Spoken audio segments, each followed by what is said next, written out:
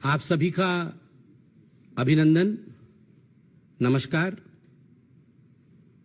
और मैं क्षमा प्रार्थी हूं कि आज ये जो प्रेस कॉन्फ्रेंस जो हमने 11 बजे के लिए तय किया था, हमने देरी से आरंभ किया है और आप भी जानते हैं कारण क्या है। हम सब श्रद्धा के साथ टीवी पर हमारे जो जवान, जो अफसर हिंदुस्तान के आर्मी के, जिन्होंने शहादत प्राप्त किया है, जिन्होंने मां भारती के लिए बलिदान दिया है जम्मू कश्मीर में लड़ते हुए, उनके अंतिम यात्रा को देख रहे थे। और सभी के मन में दुख भरा हुआ था। सभी किस प्रकार से हम सब अपने देश, अपने भारत के लिए कुछ कर सके, इस प्रकार की भावना के साथ जुड़े हुए थे। मगर मुझे आश्चर्य होता है कि जब ऐसी परिस्थिति देश में होती है, आप लोगों में से कई चैनल ये भी दिखा रहे हैं कि अभी अटैक्स चल रहे हैं, आतंकवादी हमले हो रहे हैं, उस बीच भी कुछ नेता ऐसे हैं जो बयान देते हैं जो देश के विरोध होता है, जिसमें देश का विरोध होता है।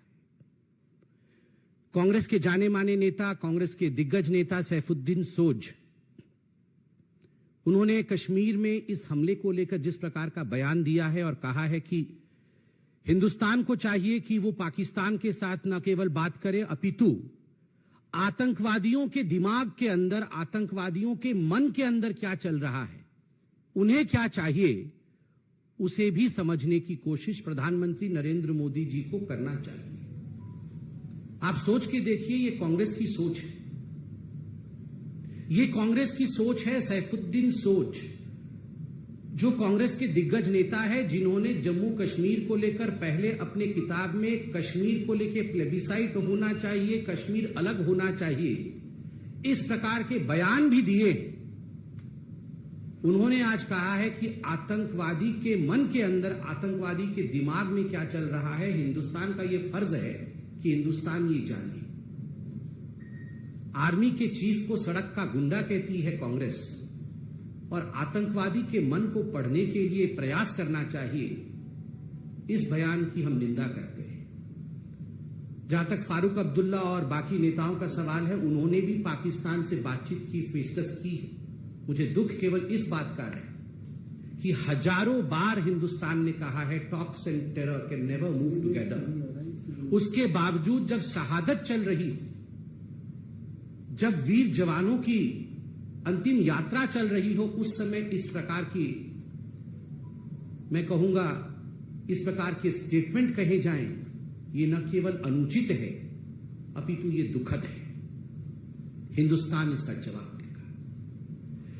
मुझे तो ये कहते हुए भी दुविधा होती है, कहते हुए भी दुख होता है कि सैफुद्दीन सोज, फारूक अब्दुल्ला जैसे लोगों को एक मुख्य स्थान इन राजनीतिक पार्टियों ने दिया हुआ है, अपने अलायंस में, अपने पार्टी में, अपने ग्रुप में। उनको बॉयकॉट नहीं करते, मगर बॉयकॉट करने की बात आती है तो लोकतंत्र में पत्रकारिता को किस प्रकार बॉयकॉट करना है, उसको लेकर ये लोग आगे बढ़ रहे हैं। ये जो इंडी अलायंस है, आप सभी जानते हैं आज 15 सितंबर है। 15 सितंबर यानी अंतर्राष्ट्रीय लोकतंत्र दिवस, इंटरनेशनल डेमोक्रेसी डे। आज के दिन जिस प्रकार का एक सर्कुलर ये इंडिया अलायंस या घमंडिया अलायंस कह लीजिए, उन्होंने जारी किया है और कुछ पत्रकारों का नाम, बकायदा नाम लिखकर जारी किया है। यह हिंदुस्तान के लोकतांत्रिक इतिहास में पहले कभी नहीं हुआ था कि इस प्रकार पत्रकारों के नाम के साथ कि हम उन्हें बॉयकॉट कर रहे हैं, एक सर्कुलर जारी किया जाए। यह पत्रकारिता का विरोध है और इंटरनेशनल डेमोक्रेसी डे में कहीं न कहीं यह दिखाता है कि कुछ ऐसे दल आज भी हिंदुस्तान में हैं जो पहले भी लोकतंत्र पर विश्वास नहीं करते थे और आज भी लोकतंत्र और लोकतांत्रिक प्रक्रियाओं पर विश्वास नहीं रखते हैं। एक इतिहास है, there is a chronology in history. आप याद कीजिए, पंडित नेहरू हिंदुस्तान के पहले प्रधानमंत्री, 10 मई 1951, 1951, 10 मई 1951, हिंदुस्तान का पहला अमेंडमेंट, हिंदुस्तान के संविधान का जो पहला संशोधन होता है, वो संशोधन क्या था? The first amendment of the Indian constitution was to curb the freedom of expression. किस प्रकार से रेस्ट्रिक्ट किया जाए फ्रीडम ऑफ स्पीच को, यह पहला संशोधन, प्रथम संशोधन था पंडित जवाहरलाल नेहरू का, भारतवर्ष का। आप सोच के देखिए, भारतवर्ष की उस समय एक इंटरिम सरकार चल रही थी, इलेक्शंस भी नहीं हुए थे, मगर एक इंटरिम गवर्नमेंट द्वारा पहला संशोधन, यह किस प्रकार फ्रीडम ऑफ स्पीच को रोका जाए उसको लेकर था। इंदिरा गांधी 25 जून 1975, 25 जून 1975, declaration of emergency, the black day in the history of India's democracy. इतिहास में हिंदुस्तान के लिए एक काला धब्बा बना था जब इमरजेंसी लागू इंदिरा गांधी ने किया था, और लाखों पत्रकारों को जिस प्रकार से प्रताड़ित किया गया था, संपादकीय तक पत्रकार लिख नहीं पाते थे। पुलिस बैठकर देखती थी वहां पर कि संपादकीय में कहीं इंदिरा गांधी के विरोध में कुछ लिखा जा रहा है या नहीं लिखा जा रहा है। मीसा कानून के अंतर्गत न जाने आप में से कई लोग यंग पत्रकार यहां बैठे हैं, आप में से कितने के पिताओं के ऊपर, कितनों के दादाओं के ऊपर, कितनों के जानकारों के ऊपर, कितने ही पत्रकारों के ऊपर जुल्म ढाया गया मीसा कानून के अंतर्गत। इस विषय से भी हिंदुस्तान वाकिफ है। राजीव गांधी 29 अगस्त 1988, डिफेमेशन बिल 1988, आप याद करिए उस समय बोफोर्स चरम पर था। कुछ ऐसे पत्रकार थे, जाबाज पत्रकार मैं कहूंगा उनको, और कुछ ऐसी पत्रकारिता थी जिन्होंने बोफोर्स को बड़े स्पष्ट रूप से उजागर किया था। The story of Bofors and bribe, किस प्रकार से भ्रष्ट और भ्रष्ट नेता बोफोर्स में लिप्त थे। राजीव गांधी जी के इस चरित्र को उजागर करने का काम कुछ बहुत बड़े अखबारों ने किया था। उनको लेकर जिस प्रकार एक डिफेमेशन कानून लाने का प्रयास 1988 में राजीव गांधी की सरकार ने किया था, कानून ले भी आए थे, मगर हिंदुस्तान के इतिहास का वो पहला कानून बना जिसको वापस लेना पड़ा, क्योंकि पत्रकार जगत एक होकर खड़ा हो गए। There was unity amongst the media people, सारे मीडिया के लोग एक होकर खड़े हो गए, जाग उठे, हिंदुस्तान जाग उठा, और अंततोगत्वा प्रेस कॉन्फ्रेंस करके राजीव गांधी को डिफेमेशन बिल 1988 वापस लेना पड़ा, जिसमें उन्होंने सोचा था कि जो गांधी परिवार के खिलाफ या उनके खिलाफ लिखेगा उसे सजा दी जाएगी। राहुल गांधी जी से मैं सवाल पूछना चाहता हूं, लिस्ट तो आपने जारी की है, क्या यह लिस्ट मोहब्बत की दुकान की लिस्ट है? सामान नफरत का और दुकान मोहब्बत का, ऐसा तो कभी नहीं हो सकता। You have shown your contempt against media.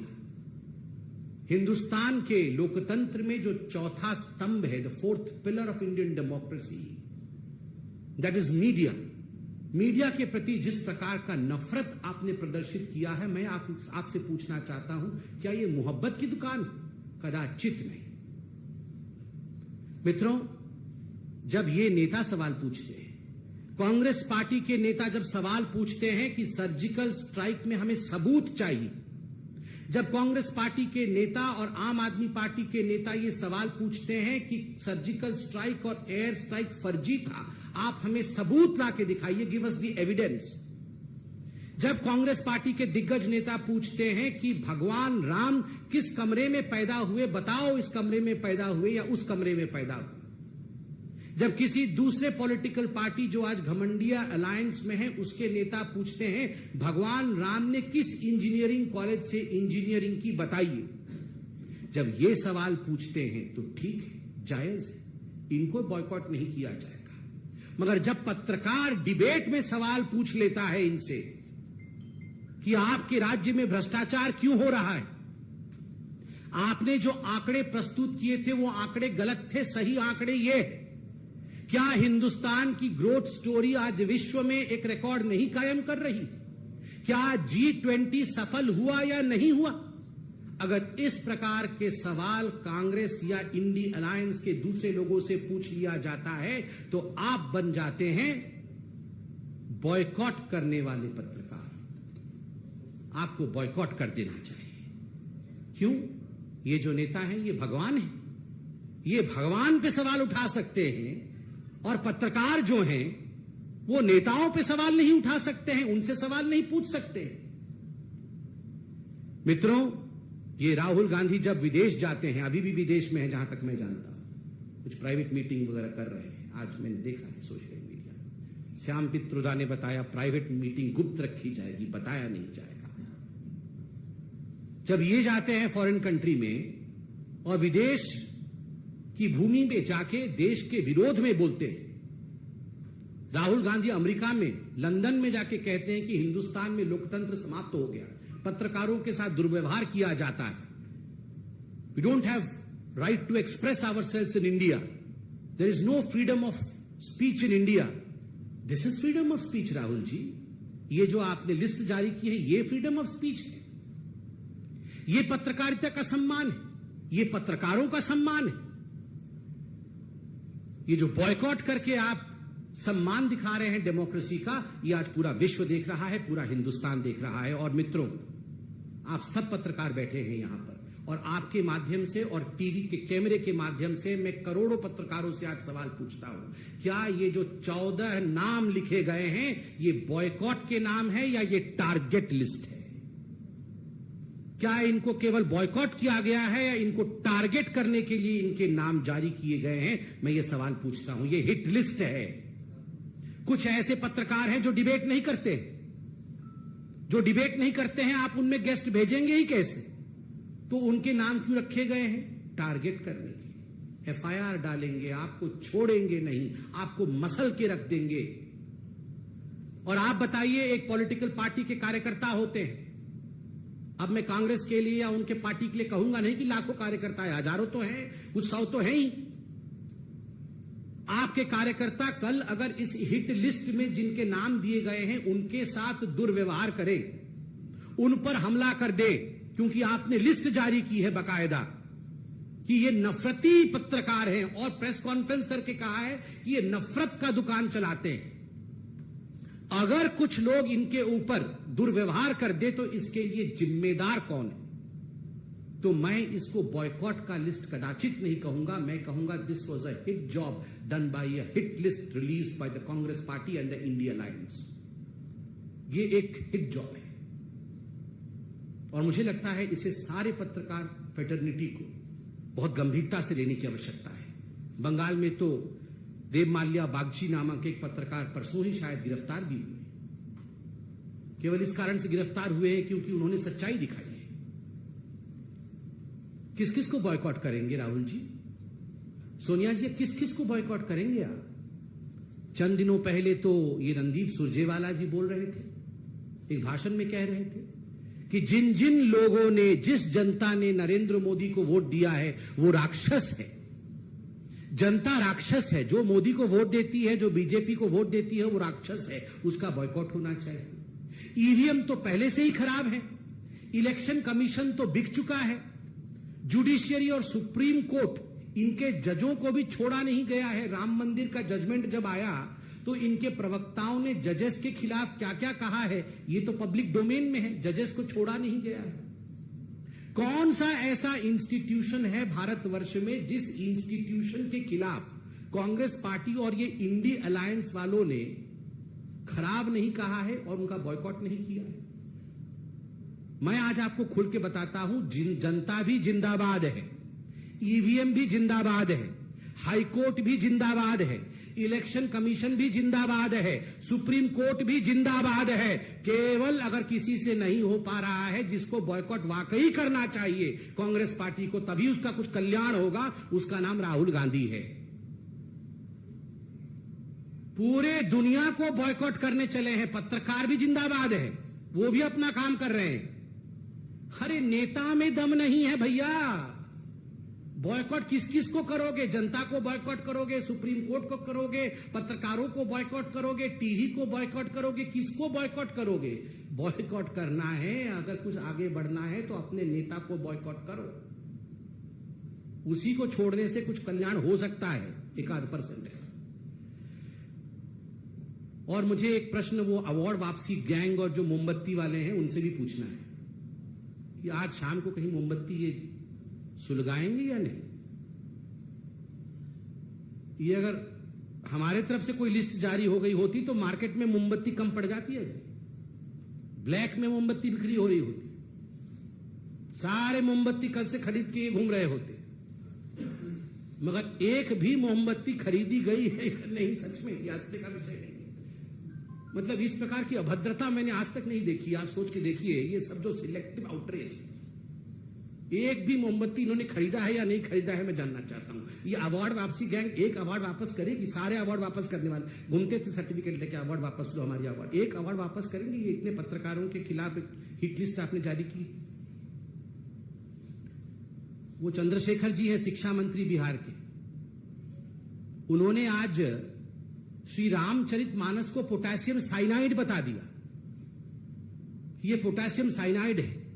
एक शब्द नहीं निकल रहा है इनके मुंह से किसी की, ये लिस्ट जारी करने वालों की। ये आप इस मंत्री को आप बॉयकॉट करेंगे या नहीं करेंगे? राहुल बाबा, जहां भी फॉरेन कंट्री में है जवाब दीजिए। ये आपने पत्रकारों को तो बॉयकॉट कर दिया, ये जो चंद्रशेखर जी हैं जो कह रहे हैं कि रामचरितमानस ये पोटेशियम साइनाइड है, ये जहर है, आप में हिम्मत है उस पॉलिटिकल पार्टी को और उसके इस नेता को बॉयकॉट कर सकते हैं क्या? सैफुद्दीन सोज जो बोल रहा है, आतंकवादियों के मन के अंदर क्या चल रहा है उसे हमें पढ़ने की आवश्यकता है। इस सैफुद्दीन सोज को राहुल गांधी, सोनिया गांधी बॉयकॉट करने की हिम्मत रखते हैं क्या? हिम्मत है तो दिखाइए। जो पत्रकार G20 और भारत के लिए ठीक बोल दे उसको बॉयकॉट करना है, और जो भारतवर्ष के लिए खराब बोले उसके साथ खड़ा। अरे ये लोग तो ओसामा जी के साथ खराब हो गया, ओसामा जी को पानी में ढकेल दिया, उसको लेकर दिग्विजय सिंह 3 दिन नहीं सोए थे। आतंकवादी वो बाटला हाउस में मर गए थे 3, उसमें सोनिया गांधी जी रो रो के बेहाल हो गई थी। इनका हाल तो ये है, आतंकवादियों के साथ खड़ा होना है, उनको बॉयकॉट नहीं करना है। बाटला हाउस वाले आतंकवादियों को देख करके सोनिया गांधी उनके डेड बॉडीज को रो दी थी, वो सो नहीं पाई थी। कि मैं नहीं कह रहा हूं, उन्हीं के नेता सलमान खुर्शीद ने कहा कि Sonia Gandhi could not sleep for 3 nights because 3 बेचारे आतंकवादी मारे गए थे। उनको बॉयकॉट करने की इनमें हिम्मत नहीं है। बॉयकॉट करना किसको है? जो न्यूज में हिंदुस्तान के विषय में सही खबर दिखाता है, उसको बॉयकॉट करना है। बॉयकॉट आप करिए, देश की जनता जब आपको बॉयकॉट करेगी तब आपको समझ में आएगा। बहुत बहुत धन्यवाद। कोई प्रश्न हो तो अवश्य। चंद्रशेखर वाला है, पहले भी ऐसे विवादित बयान दे चुके हैं मानस को लेके, फिर से ऐसा वो बयान दे रहे हैं सनातन के खिलाफ, मानस को लेके क्यों जहरीला जहर बता रहे हैं सब। तो जहर तो भरा ही हुआ उनके अंदर। ये जितने भी इंडी अलायंस वाले हैं, इन सबके अंदर हिंदू धर्म के लिए जो जहर भरा हुआ है, उनके हर वाक्य में ये विषय दिख रहा है। वरना आप सोचिए, कोई ये बोल सकता है कि हिंदू धर्म डेंगू है? कोई ये बोल सकता है कि हिंदू धर्म मलेरिया है? कोई ये बोल सकता है कि हिंदू धर्म एड्स है? ऐसे शब्दों का तो प्रयोग ये रोज रोज कर रहे हैं और कह रहे हैं कि रामचरितमानस पोटेशियम साइनाइड है। अरे करोड़ों लोगों की आस्था है, राम नाम सत्य है कह के हम सब इस धाम से परलोक जाते हैं। उस राम के नाम को जहर बताना, इतनी हिम्मत जो लोग रखते हैं, वो इस देश के ही मूल आस्था पर सवाल करते हैं, उस पर चोट करते हैं। इसमें तो कोई दोमत ही नहीं। उनका पूरा जनता बॉयकॉट करेगी, आप देखिएगा। पूरा लिस्ट, उनका लिस्ट भी नहीं निकल सकता, इतना बड़ा है। सर, आम आदमी पार्टी के साथ राज्यसभा सांसद संजय सिंह ने कहा है कि सबसे अधिक सनातन का अपमान बीजेपी ने किया है। राम मंदिर के झंडा चोरी और उनके पूर्व उप मुख्यमंत्री दिनेश शर्मा ने तो माता पिता को कष्ट देने तक कह दिया। देखिए, ये आम आदमी पार्टी के बारे में तो सवाल पूछिए ही मत। ये आम आदमी पार्टी वो पार्टी है, ये तो अभी 14 की लिस्ट निकली है, उन्होंने तो 24 की लिस्ट निकाली थी बॉयकॉट करने की। लालू प्रसाद यादव उसमें नंबर 1 थे कि सबसे बड़ा भ्रष्ट ये लालू प्रसाद यादव। नंबर 2 पे फिर वो जितने जिसके साथ अभी सब गलबैयां कर रहे हैं ये अरविंद केजरीवाल जी, वो सबसे नंबर 1 भ्रष्ट पे थे। और अब सबके साथ बैठकर बोल रहे हैं कि बीजेपी खराब है। आप सोचिए, उस आम आदमी पार्टी पे ये सारे पार्टी को देखिए। मतलब ये मुझे तो कुछ समझ ही नहीं आ रहा है, ये इंडिया अलायंस क्या कर रहे हैं। ये पहले आम आदमी पार्टी कांग्रेस को बॉयकॉट कर रही थी, कांग्रेस आम आदमी पार्टी को बॉयकॉट कर रही थी, ममता बनर्जी अधीर रंजन चौधरी को बॉयकॉट कर रही थी, अधीर रंजन चौधरी ममता बनर्जी को बॉयकॉट कर रहे थे। वहां पर पंजाब में आम आदमी पार्टी बोल रही थी हम कांग्रेस को घुसने नहीं देंगे। यहां पर नीतीश कुमार और आरजेडी में 36 का आंकड़ा चल रहा था, ये एक दूसरे को बॉयकॉट कर रहे थे। आज ये सब एक होकर बोल रहे हैं पत्रकार को बॉयकॉट कर रहे हैं। कोई जमीर ही नहीं है इनका, ये क्या करते रहते हैं? ये सबको बॉयकॉट करके अपने लिए सत्ता का शॉर्टकट ढूंढ रहे हैं। धन्यवाद।